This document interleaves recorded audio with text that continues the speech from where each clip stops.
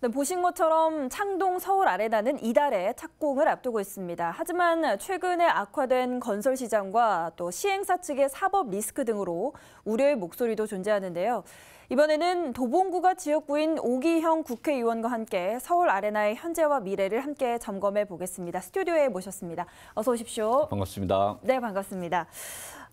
서울 아레나가 이제 이달 착공을 앞두고 있습니다. 착공하기까지 조금 시간이 걸렸는데요. 앞서 어떤 정책적인 지원이 있었는지 또 향후에 할 수 있는 지원 사항은 어떤 것이 있을지 궁금합니다. 예, 아레나에 대한 많은 분들이 관심이 있습니다. 근데 아레나가 공연장 하나로서 이야기되는 분도 있지만은 그렇지는 않고 저희가 좀 더 큰 의미로 추진하고 있습니다. 창동 상계 신경제지구의 일부로서 아레나가 있습니다. 창동 상계 신경제지구는 동북사구의 중심이 되는 그런 경제 일자리 생태계 변화의 일부인데 지난 10여 년 동안에 사회적 합의를 만들어놨습니다. 그래서 그 연장에서 아레나를 추진하는 사업자를 지정하고 그에 필요한 제도적 지원을 하는 것들이 논의가 된 거죠. 작년에 이 사업자와 서울시가 시행 협약을 체결한 걸로 알고 있습니다. 그리고 그게 약간 시간이 지연됐지만은 올해 11월 달에 추진하는 것에 대해서 서울시나 그리고 시행 사업자 입장에서도 충분히 가능하다 이렇게 보고 있는 것 같습니다. 예, 그 준공이 정말 기대가 되는데 여기서 한 가지 좀 짚어야 될 부분이 시행사의 사법 리스크 이 부분을 좀 안 짚을 수가 없습니다. 착공 이후의 상황도 좀 면밀히 검토를 하고 또 대응을 하셔야 될 텐데요. 고양시의 경우에는 네, 또 공사 중단이 되기도 했었고요. 이런 부분들을 좀 사전에 막을 수 있는 방법들은 좀 생각하고 계십니까? 사전에 어떤 걸 100% 막고 이럴 수는 없겠죠. 예. 다만 사법 리스크라는 표현 자체는 과도한 것 같고요. 고양시 사례는 있지만 지금 현재 이 아레나 사업자의 주된 지분을 갖고 있는 게 카카오이고 카카오에 대한 주가 조작 관련된 논쟁이 돼 있어서 그래서 우려를 하시는 것 같습니다.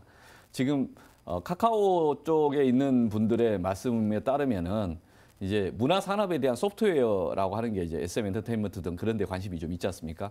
그리고 하드웨어적 측면에서의 아레나 공연장이 우리 사회에서 의미가 있다고 봐서 시너지가 날 거로 보는 것 같습니다.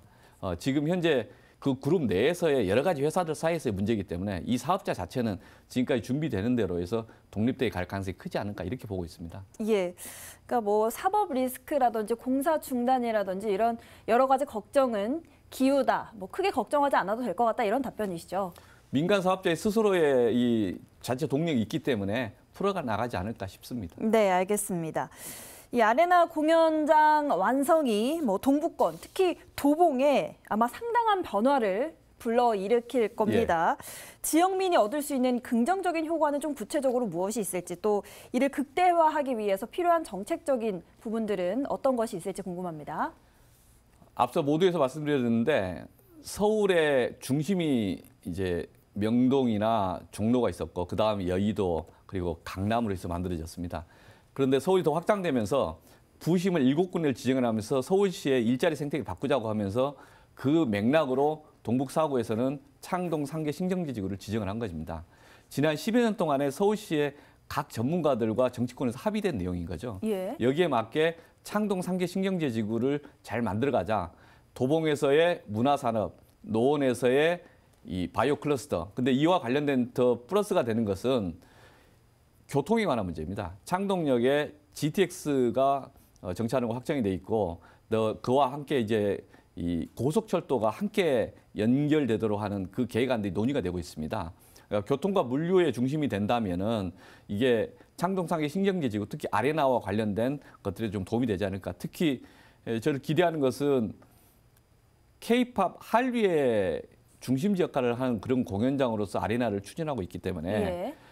가령 인천공항에서 직항하는 이 공항버스를 좀 만든다든지 교통의 편의를 좀 살려나가는 게 지금 제일 중요하겠다 싶습니다. 예. 그리고 아레나 운영 경험들이 많지가 않아서 그런 경험들을 좀 있는 분들을 잘 지원하고 그분들이 실제 잘 운영할 수 있도록 하는 서울시 차원에서의 고민이 좀 진행되고 있을 걸로 그렇게 예상을 하고 있습니다. 네, 알겠습니다. 마지막 질문 드려보겠습니다. 아레나 완성 이후도 한번 예상을 해볼 텐데요. 동북권의 지역 발전을 위해서 또 무엇이 필요하다고 생각하시는지 또 그것을 위해서 어떤 활동을 할 예정이신지 궁금합니다. 제가 최근에 이렇게 토론회도 했었습니다. 오. 이게 창동 상계 신경제 지구 관련해서 노원도봉에 있는 정치인들이 같이 토론을 한 건데 이런 토론회 과정을 통해서 주로 이야기하는 게 교통과 일자리 생태계를 잘 만들고 좀 발전시키자라는 겁니다.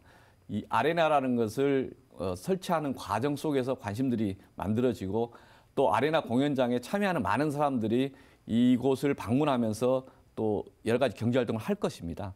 근데 그것들을 적극 지원하는 작업들을 우리가 제도적으로 좀 더 다듬는 그런 논의가 좀 축적되고 있다. 저는 이렇게 보고 있습니다. 저도 정치인들 모두가 이 정당과 상관없이 지역사회에 독립된 일자리 생태계 또는 이제 경제 생태계가 좀 잘 만들 수 있도록 그렇게 노력을 좀 하겠습니다. 네, 알겠습니다.